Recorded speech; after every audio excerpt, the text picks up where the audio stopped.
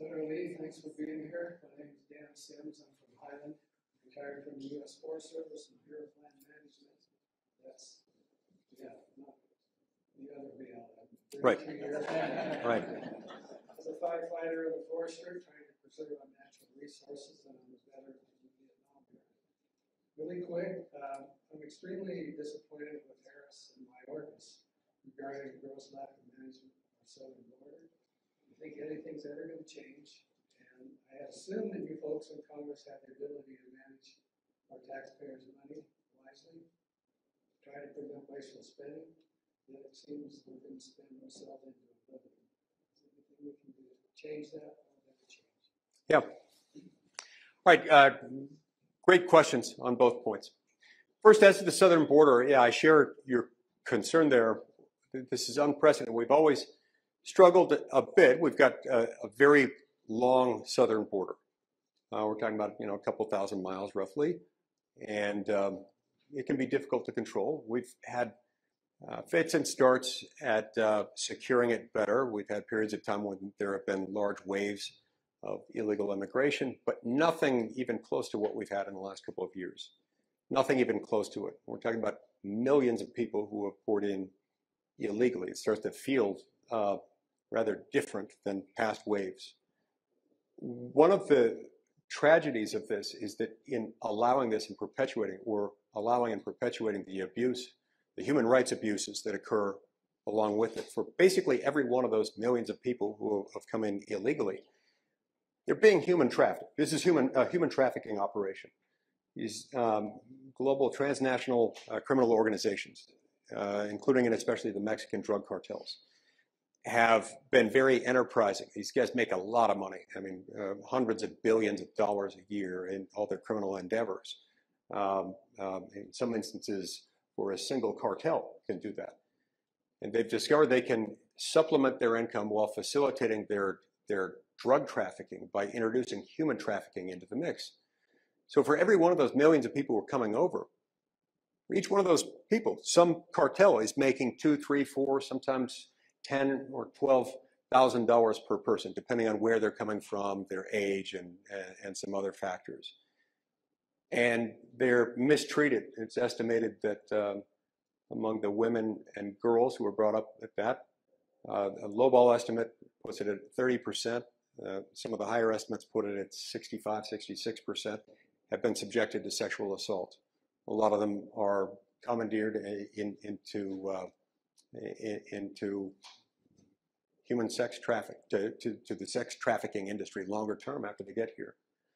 It is tragic in every way, and it's tragic to those people who are already impoverished, who are giving everything they have, selling everything they've got, and sometimes extorted even after they've made the journey to pay even more. And so it's got to be brought to a stop. I serve on the Judiciary Committee. We routinely have oversight hearings with Secretary Mayorkas. I talk to him on a regular basis, and I've asked him repeatedly, you've got to address this. One of the features of this that people may not be grasping is that the way they're doing it this time, that's perpetuating all of this illegal traffic across the border, which, by the way, is contributing to the fentanyl coming across the border, because they can hand packages to these people who can then bring it in. That's part of how we got enough fentanyl brought into the country last year alone to kill 110,000 Americans.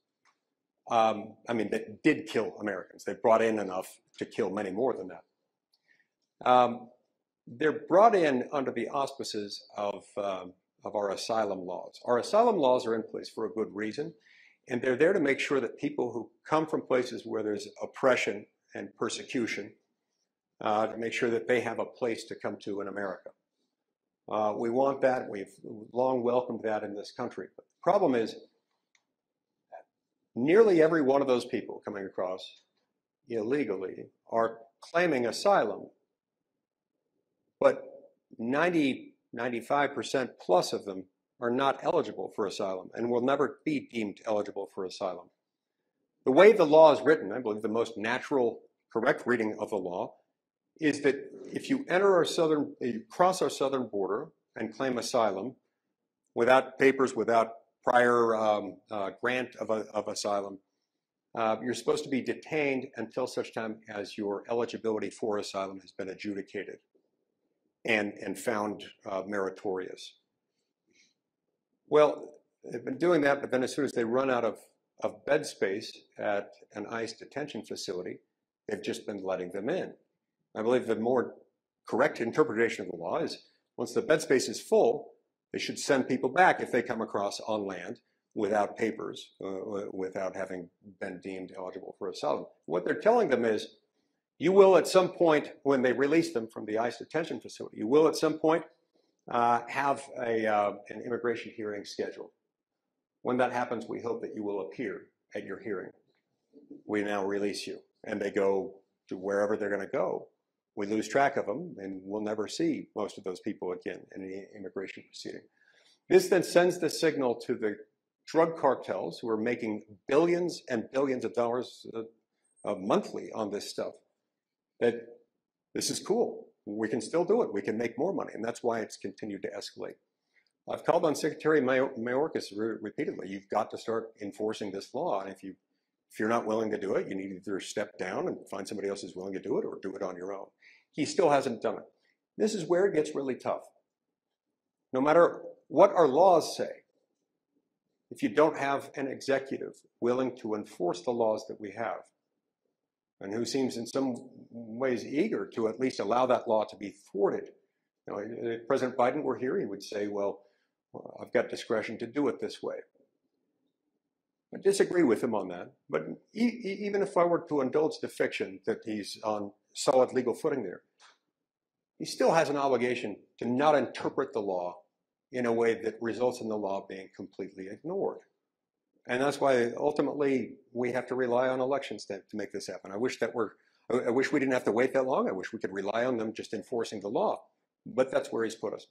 As to the spending issue, look, this is a simple problem with a simple solution. In this country, we've been electing people who will vote for any spending bill. Literally any spending bill, even a spending bill that spends $1 trillion, $2 trillion more than we can bring in. And sadly, it's been Republicans and Democrats alike who have been doing it. The spending bills come forward always at the end of a spending period when Armageddon is being foretold, and they wait.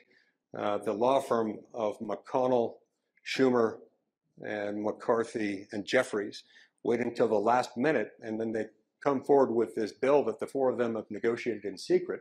Nobody's read, 2,000 or 3,000 pages long, spends more than $1,000 more than we have to spend, and then members are told, you've either got to vote for this or you'll be blamed for a government shutdown.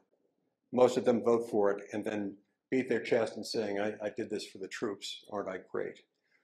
Those people need to lose elections if we're ever going to get that under control. Thank you.